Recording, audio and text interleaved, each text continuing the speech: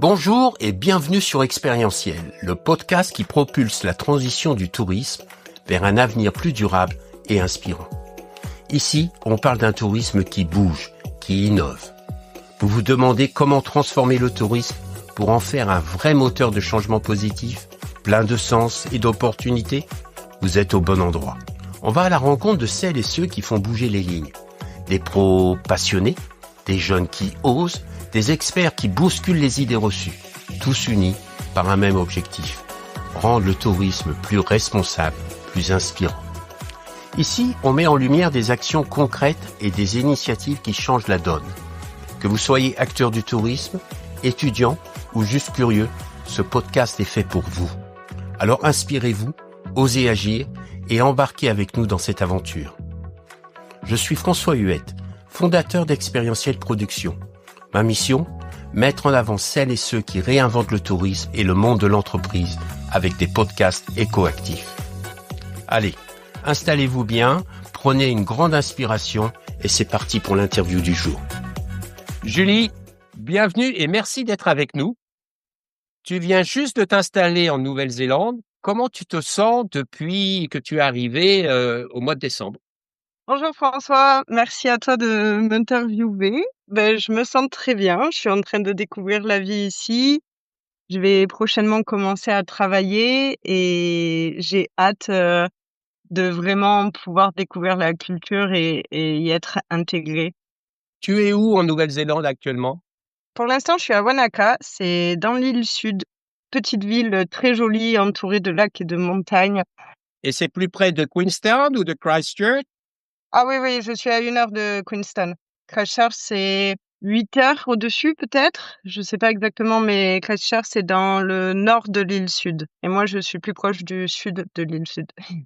J'ai eu la chance d'aller en Nouvelle-Zélande il y a longtemps avec mon épouse quand on habitait en Polynésie et on a vraiment adoré. C'est un pays fantastique. On avait loué une voiture et on était descendu de Auckland jusqu'à Queenstown. Waouh! Paysage incroyable. La culture maori est passionnante. C'est un lieu fantastique. C'est superbe comme endroit. Tu t'y plais? Oui, c'est vrai que c'est incroyablement beau.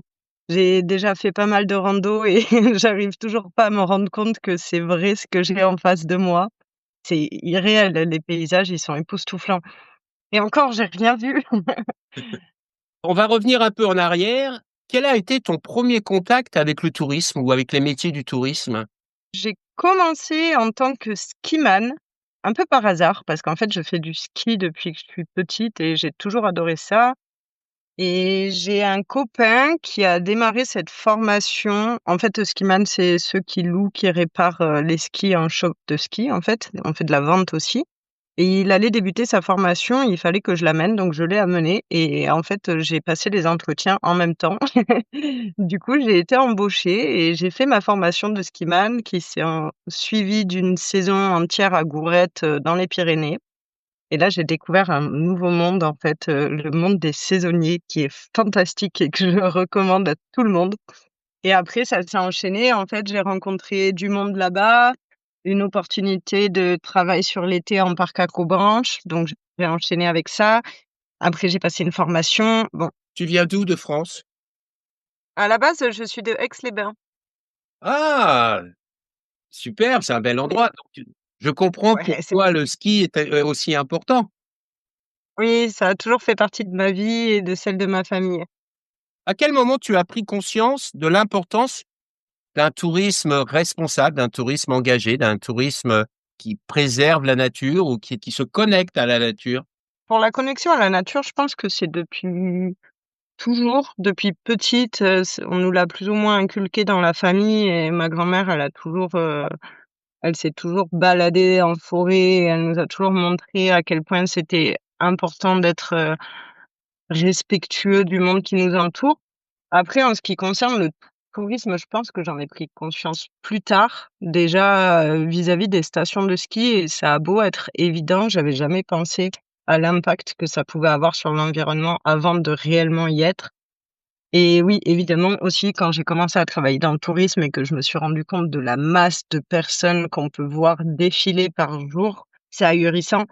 Oui, j'en ai pris conscience. Après, c'est un enjeu tellement énorme que je sais même pas par où faudrait commencer pour changer les choses. Faudrait changer les mentalités en 1er. Le sport, c'est quelque chose d'important, de vital pour toi. Tu es éducatrice, entre autres. Tu peux nous dire exactement, quels est les métiers que tu exerces en tant que saisonnière? Bah, l'hiver, du coup, je suis skiman, ski woman, exactement. Donc, je suis en shop de ski, je loue, je répare, je vends des skis. Au passage, j'accueille des clients et ça me permet moi-même d'aller skier entre midi et 2, ce qui est super chouette. Et l'été, je suis en parc aventure. Alors, ça dépend. Parfois en via ferrata, parfois en rafting, mais je travaille aussi en animation avec les enfants. Il m'arrive de faire de la vente et j'aime bien varier, en fait, ça dépend. Qu'est-ce que tu as appris de toutes ces expériences? De quelle manière ça t'a permis de grandir personnellement, humainement?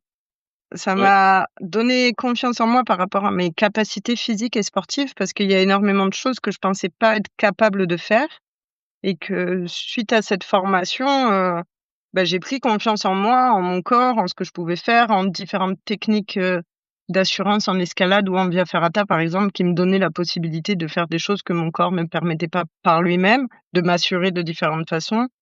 Et après, c'est des enchaînements de la vie qui ont fait que j'ai été amenée à faire le GR20 avec, certains copains, donc c'est la traversée de la Corse à pied, que jamais j'aurais pensé faire, 2 ans avant et là, suite à ma formation, en fait, ça m'a juste, c'était juste un challenge que je voulais faire et j'étais pas sûre de le finir et finalement, il est passé bien mieux que ce que je pensais. Et après, c'est des d'autres enchaînements. Suite au GR20, j'ai voulu continuer à faire d'autres treks. J'en ai fait un au Maroc, j'ai fait la traversée de la Réunion et maintenant je prévois celle de la Nouvelle-Zélande. Ouais, c'est des enchaînements, qui attirent à de nouvelles opportunités. Pourquoi as-tu choisi la Nouvelle-Zélande et qu'est-ce qui t'a attiré là-bas? Alors pourquoi la Nouvelle-Zélande? Pourquoi pas?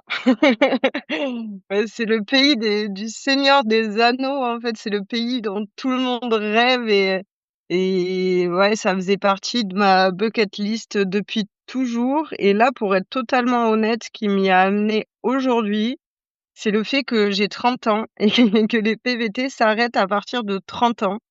Sinon, je pense que je l'aurais peut-être fait un peu plus tard, je sais pas. Mais il y a d'autres circonstances, j'ai des amis qui sont ici, j'ai pas mal entendu parler du Te Araroa, donc la marche que je vais faire, ici, du coup, qui traverse toute la Nouvelle-Zélande et la culture maori à laquelle je m'intéresse vivement et c'est un mélange de tout ça qui ont alimenté, cette envie de venir.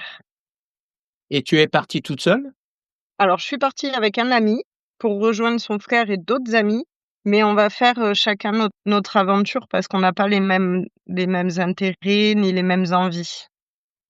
Est-ce que tu as un projet précis sur place ou tu te laisses porter par les choses? Un peu les 2. Alors sur les 1 an, je vais passer entre 4 à 6 mois à faire le Te Araroa Trail. C'est un trek du coup qui traverse toute la Nouvelle-Zélande sur 3 000 kilomètres.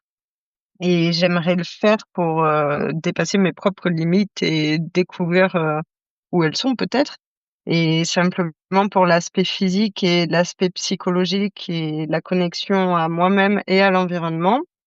Mais aussi parce que à force de me renseigner sur ce trek, je me suis rendu compte que c'est une association, donc qui s'appelle le Te Araroa, qui l'a créé dans l'idée de protéger la biodiversité qui se trouve tout autour de ce sentier, parce qu'il y avait déjà beaucoup de randonneurs qui le faisaient.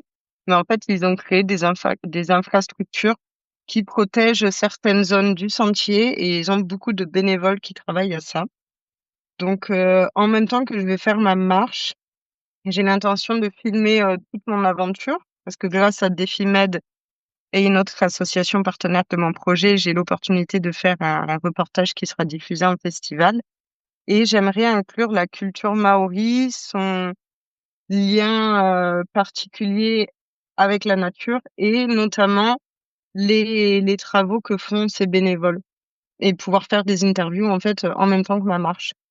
C'est intéressant ce que tu dis, Julie, parce que lors de mon expérience où j'ai vécu en Polynésie, j'ai remarqué que la culture maori avait, une relation très spéciale avec le vivant, la nature, la mer, la terre. et ils ont développé dans leur histoire, une spiritualité, une relation vraiment, très très personnelle, très profonde avec le vivant. Est-ce que toi, c'est quelque chose qui t'attire, dans ça ou c'est quelque chose que tu as envie de développer, d'approfondir avec eux?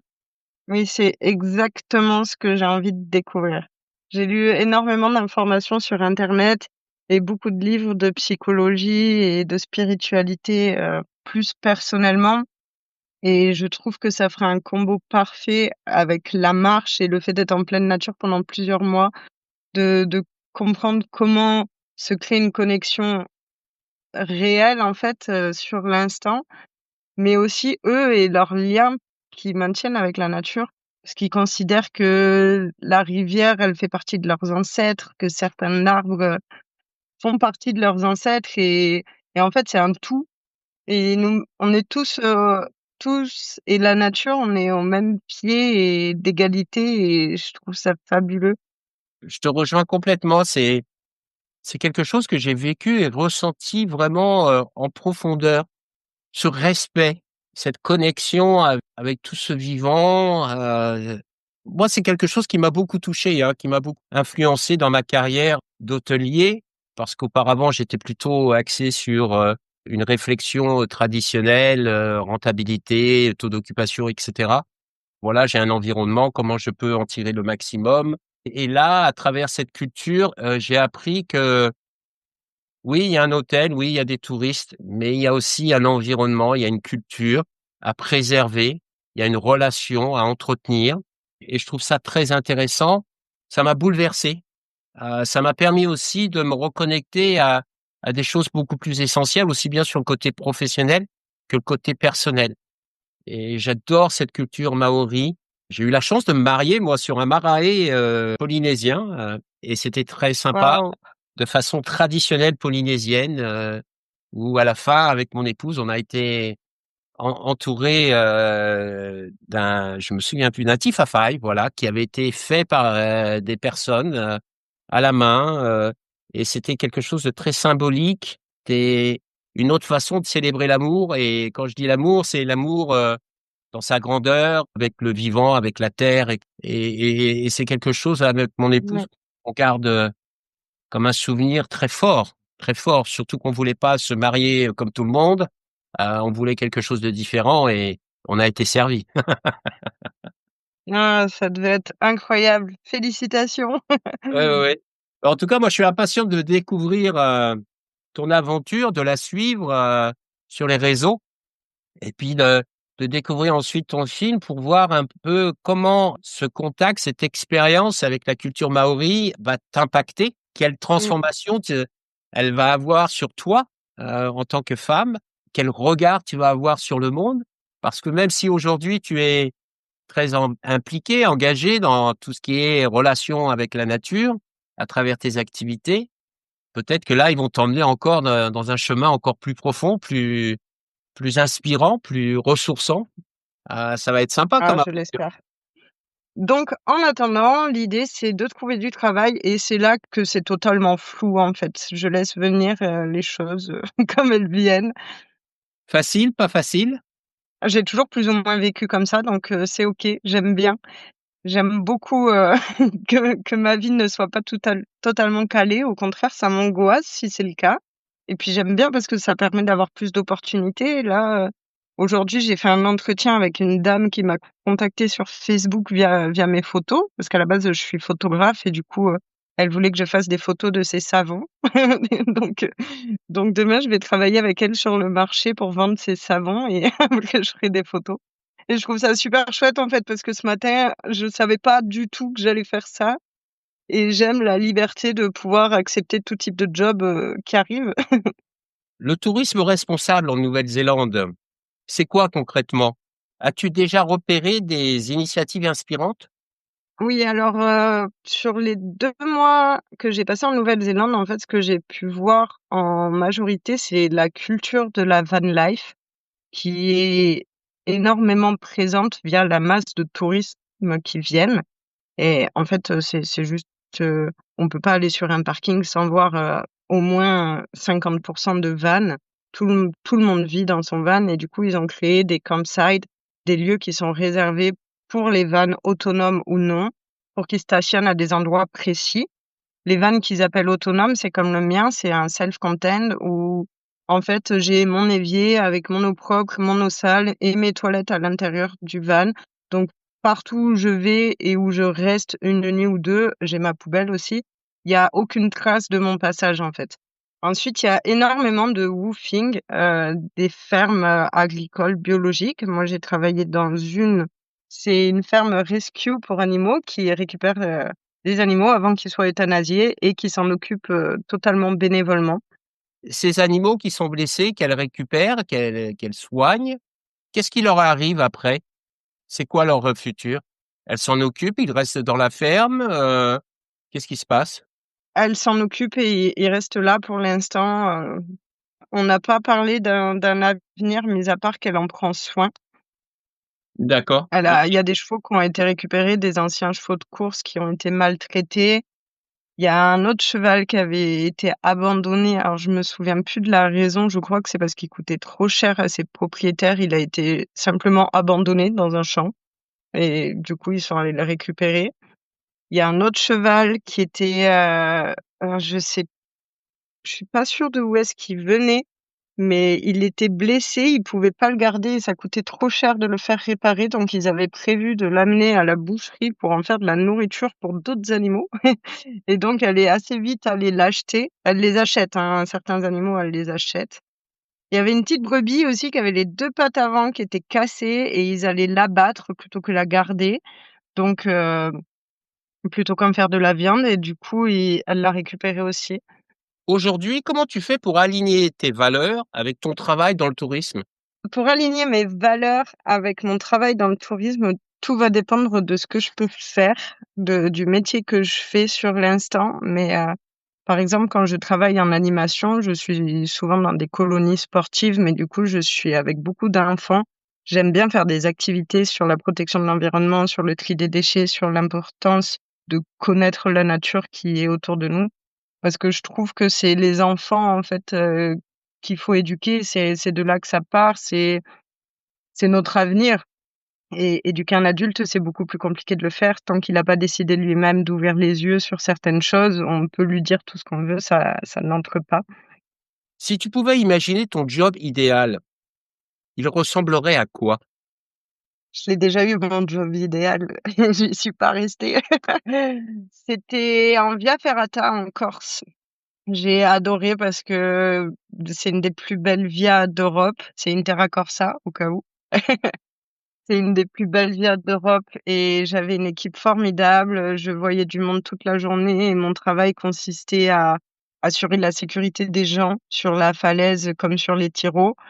Et du coup, concrètement, je passais ma journée à faire de la rando, à courir dans la montagne, à faire de la tyrolienne, à sauver des gens qui étaient bloqués et à recommencer. Dans un paysage pareil, c'était juste merveilleux. Et pourquoi tu as arrêté? Ben, en fait, j'ai eu l'opportunité d'être responsable et ça a été un gros questionnement parce que mourais d'envie de rester. Mais en même temps, il y a une autre partie de moi qui a envie de voyager et j'étais pas prête, j'avais 24 ans, je crois et j'étais pas prête à y rester et à m'installer, en fait.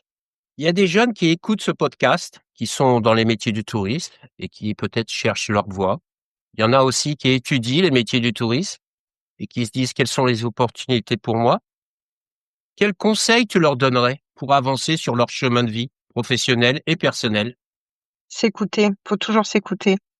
Là, par exemple, si on revient à ce que je disais avant, je regrette pas mon choix, même si j'ai adoré ce job et que j'aimerais bien retrouver quelque chose qui soit autant attrayant pour moi. En fait, la nouveauté est tout autant attrayante et il faut pas avoir peur de quitter ce qu'on a pour aller vers l'inconnu. OK, on aura peut-être un job moins bien ou dans un endroit où on se sent moins bien, mais si on prend pas le risque, peut-être qu'on est actuellement dans le moins bien et sans le savoir. Donc faut juste, se lancer et si on a envie de faire quelque chose, tout est possible, si je sais pas, si on a envie de travailler en art, eh ben, on peut se former et partir ou simplement trouver quelqu'un qui nous embauche et apprendre sur le tas. Tout est possible, tous les jobs sont possibles. Et toi, qu'est-ce qui t'a aidé à oser partir si loin, à faire des choix qui te ressemblent? Le goût de l'aventure, je dirais. Je je sais pas, ce qui m'a aidé à le faire, j'ai toujours été super enthousiaste de découvrir des nouveaux endroits je travaille dans des lieux où les gens sont en vacances, donc la plupart du temps, c'est des lieux magnifiques et il y a une ambiance incroyable et du coup, je suis toujours excitée de partir. Je travaille, mais c'est comme si que je partais en vacances parce que je travaille avec des gens formidables. Les clients, ils sont tout le temps contents d'être là. Le lieu est merveilleux. Tu vas faire cette traversée, de la Nouvelle-Zélande. On va pouvoir te suivre où et comment? Alors, si vous voulez, il y a mon Instagram, c'est julie.am.vagabonde ou sinon j'ai l'intention de créer une page YouTube, mais j'ai pas encore le temps de faire tout ça. Ou sur mon site internet qui s'appelle leslimitesdupossible.com. Pourquoi tu as choisi les limites du possible comme nom de ton site? Je trouve que c'est important de vouloir dépasser ses propres limites et comme je le disais par rapport au GR20, je pensais pas être capable de le faire et plus je dépasse mes limites, plus je me rends compte qu'elles sont vachement plus loin que ce que je pensais et la première fois que j'ai entendu parler de ce trek, 3000 kilomètres entre 4 à 6 mois de marche, j'étais là: «Non mais c'est pas possible» et aujourd'hui je me dis: mais pourquoi pas? Pourquoi ça serait pas possible? On va voir où elles sont les limites du possible justement et elles sont propres à chaque personne et en fait, c'est à nous de décider où est-ce qu'on veut qu'elles soient. Tu penses les avoir atteintes tes limites? Je pense qu'on les a jamais atteintes. Je pense que ça change tout le temps en fonction de notre état d'esprit, de notre motivation, de notre inspiration. Dans 5 ans, tu te vois où? Ouh là! Alors ça, c'est la grande question à laquelle j'ai jamais su répondre. Je Ouais. sais pas. Dans 5 ans, je sais pas, parce que je commence à avoir un peu envie de me poser, mais dès que ma vie, elle commence à se poser et en fait, c'est tout l'inverse que je veux. J'envisage de faire une formation d'accompagnateur moyenne montagne, mais d 5 ans, c'est loin. Il y a tellement d'opportunités qui peuvent se présenter entre-temps. Est-ce que tu as l'intention de revenir en France et t'installer en France ou tu Oui, veux continuer à voyager? installer, je sais pas. M'installer, je sais pas, mais revenir, oui, j'ai ma famille qui est en France et j'y tiens beaucoup. J'ai envie de les voir, j'ai envie de voir mon papy, j'ai envie de voir mon petit filleul grandir, oui, oui. Y vivre, je sais pas, ouais, en fait, j'ai pas encore découvert assez d'endroits pour savoir où est-ce que j'ai envie de vivre. Et quelle serait la destination de tes rêves? J'ai envie de répondre à peu près de la même façon. Bah, je pense que c'est juste un endroit où je serai heureuse, en fait, peu importe la zone, mais un endroit où j'ai tout ce qu'il me faut, de la montagne, du ski, des océans, de la nature, je sais pas. Bah, écoute, Julie, merci beaucoup, pour ce témoignage très sympathique, très chaleureux. Merci beaucoup pour ce voyage aussi en Nouvelle-Zélande. Ah, ça fait rêver Merci à toi. et on va te suivre, dans tes aventures, sur, ton site, les limites du possible. Je trouve que j'adore cette phrase, c'est inspirant. Voilà. Je te Mmh. souhaite une très bonne continuation et j'espère te voir lors de ton prochain passage en France. Peut-être au sein de Défimed, va savoir. Avec grand plaisir.